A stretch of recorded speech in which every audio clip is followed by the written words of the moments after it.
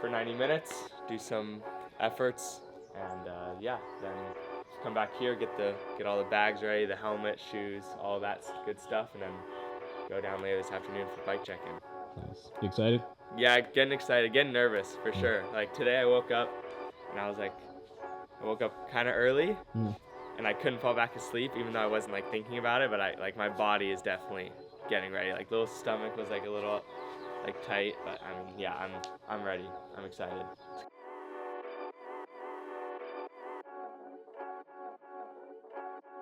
Yeah, brand new one, fresh.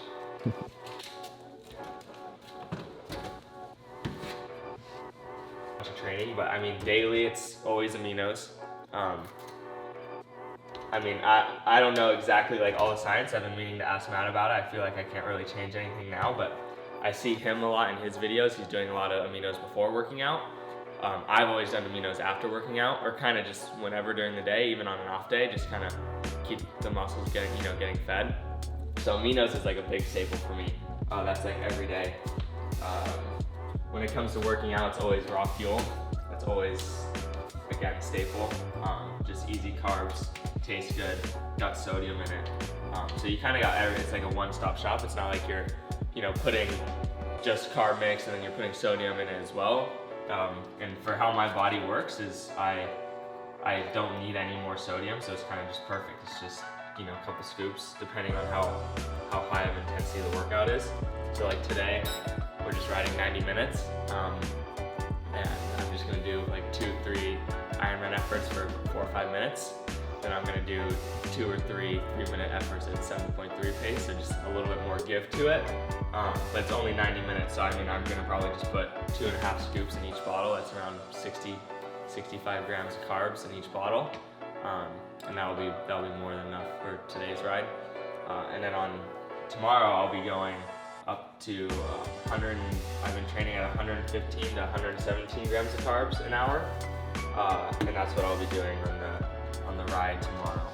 So I'll have, pretty sure this is just under a liter of water, or a liter of fluid, and so I'll have 5 bottles basically for the whole ride. So it should take me, hopefully, depending on the wind and what it's like, I would like to go around somewhere right in between like 4:30 to 4:45 on the bike, and having just about 5 liters in that time is what I'll be doing. So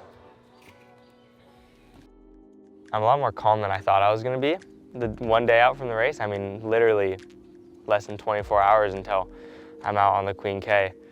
So yeah, I'm a lot calmer than I thought I was gonna be, at least. I think that comes with how the preparation's been. Preparation has honestly not been like exactly like, if you told me this is what was gonna happen, I just wouldn't have expected it, getting sick. And so I've had a lot of time laying in bed and not really getting out, of just thinking about the race. And every time I think about it, it's like, oh, like, well, what happens if this goes bad or this goes bad? And you just kind of get to the point where it's like, whatever happens, happens. This is my first one. I'm not worried about it. If I walk, I walk. If I have the best day of my life, I have the best day of my life, and I'll be shocked, but also, like, I definitely know that I've earned it, and I've deserved it. So whatever happens, I'm just excited to be out there. Don't remind me why I signed up for this.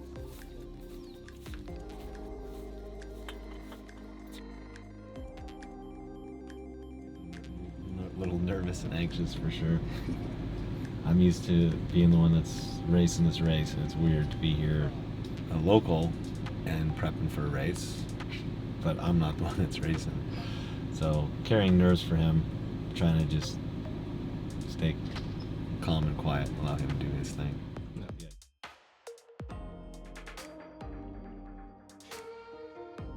You're basically done when you get to the top of this hill, mentally. Really? Yeah, just your quads aren't just screaming at you the whole time you're going down? They are, but you know it's all basically downhill from there. Like, you'll make it. There's Elliot. But yeah, this is the last bit. Hey! Hey!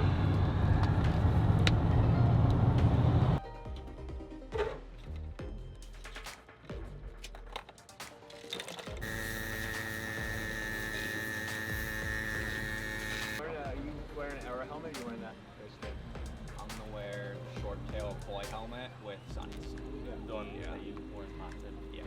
doing to Scenic and back, and then riding into town. So we'll probably do a total of 90. So probably 40 minutes out. Yeah, I'll just go out back with you guys.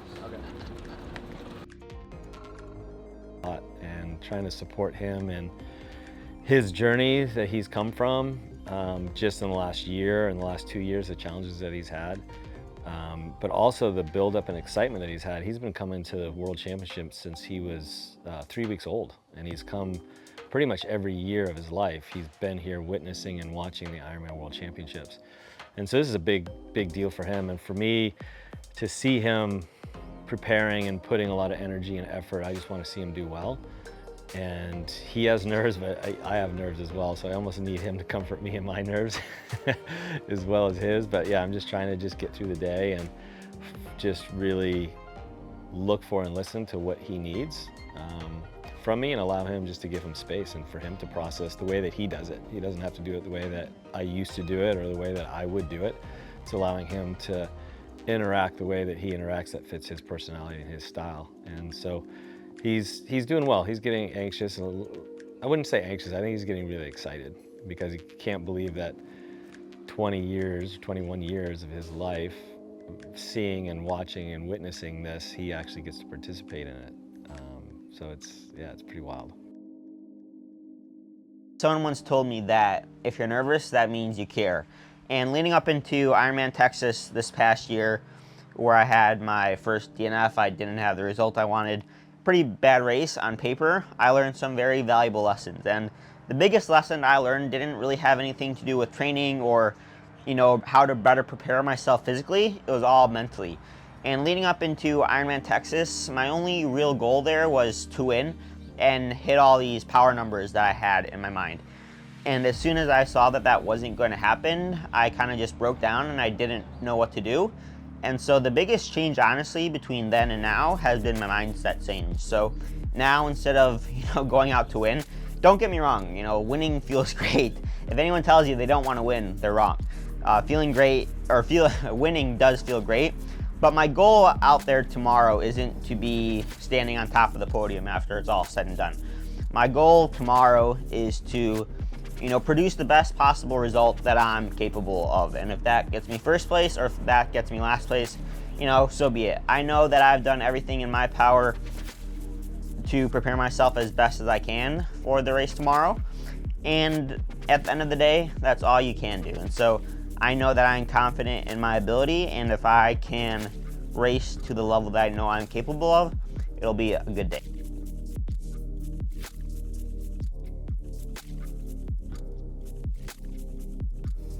We're super fortunate to be here. Unfortunately, I was run over by a car earlier this year and kind of set me back a few months, but coming away with an Ironman win back in July, and then, to get the qualification to come here, it's an honor. I've overcame a lot. Achieved a lot of dreams that achieved a lot of dreams that I wanted to accomplish a lot faster than I thought. And so it just means a lot, and I'm just going to try to have a good effort tomorrow, not really care about anyone else or my place, and just have a good hard-working effort. I think like a month or two ago, I was training a lot more under the pressure of what other people were going to think when I race on Saturday or race tomorrow.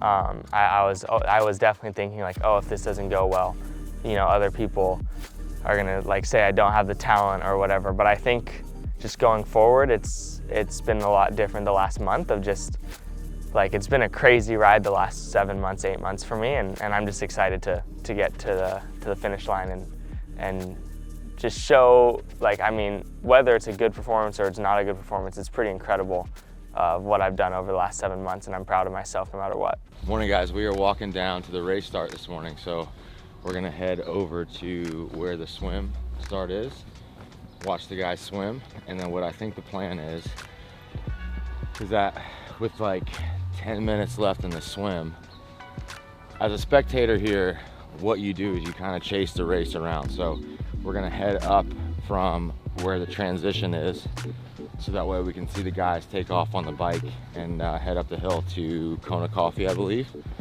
So this obviously is a new experience for me. I was super excited. I told Natasha this morning I've been up since 3:30 because I feel like I'm racing. But we're gonna check it all out.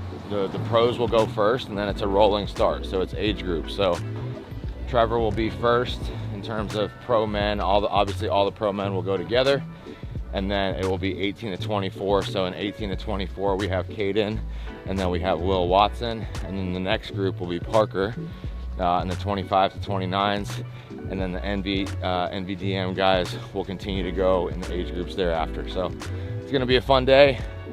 Excited to kind of take it all in, see how it goes. And then what we're gonna do, obviously, because they'll be on the bike for 4.5+ hours, we're gonna have a viewing party back at our house for a little while, and then catch them on the end of the bike as they then transition into the marathon. So it's gonna be a day full of lots of coffee and some food, lots of walking. Apparently you can get like 30 to 40,000 steps in today, so that should be fun. And we'll just take you guys along for it. I think the Kona Hawaii Ironman is just the symbol of the sport. It's the brand. I think Hawaii and Ironman are super intertwined, and yeah, it's just the pinnacle of our sport, thankfully. And as much as I would like to view Kona as just another training day, it's not. You know, as soon as you get to the island, you feel the energy, the Queen K, it truly is a special. And I was talking to a buddy of mine, it's gonna be really hard for me to race any other Ironman after this, just because this race feels so special. You know, swimming in the ocean, the water is so clear, you see all the fish, and then the bike, you know, you see the lava fields on any side or both sides of the road, the sun just beating down on you relentlessly, and then you get to the run, you know, the famous energy lab, the downhills, the uphills. And this is just a magical place to be when it comes to the sport of triathlon, but I think you actually have to be here and be present here to experience that. And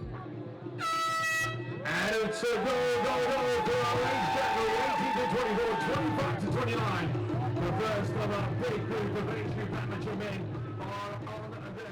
As much as I've loved the training for doing it, you know, for going into endurance sport and competing in my first triathlon, which I'm going to be doing shortly, I question my ability to keep my mind at a place locked in for a race that might last 8 hours, 10 hours, maybe longer than 10 hours. You know, so my goal this whole time up until I got here this week was to kind of really focus on the 70.3 distance, which is the half distance. But being here, being present here, just seeing what's gone on this week, I fully intend to do this race one day. You know, and that's now something that I truly want to do.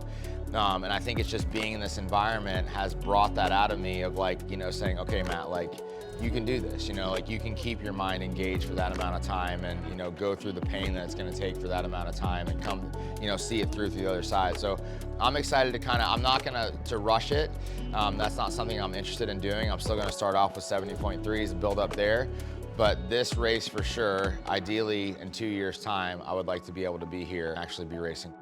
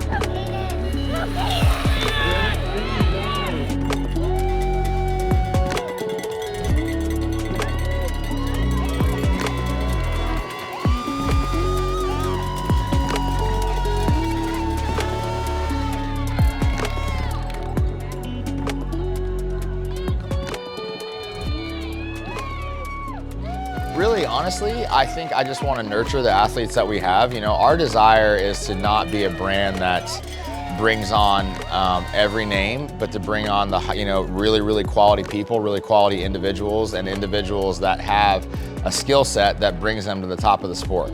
You know, so it's really just to kind of continue to build the close-knit group of our internal team, really work on continuing to improve communication, because that's, I believe, is the key to success, and building up internally, continuing to support the athletes that we have, having very, very low turnover of athletes, you know, continuing to make sure that we support them as they need, you know, and that's the other thing that we're continuing to learn about these spaces. These are true athletes.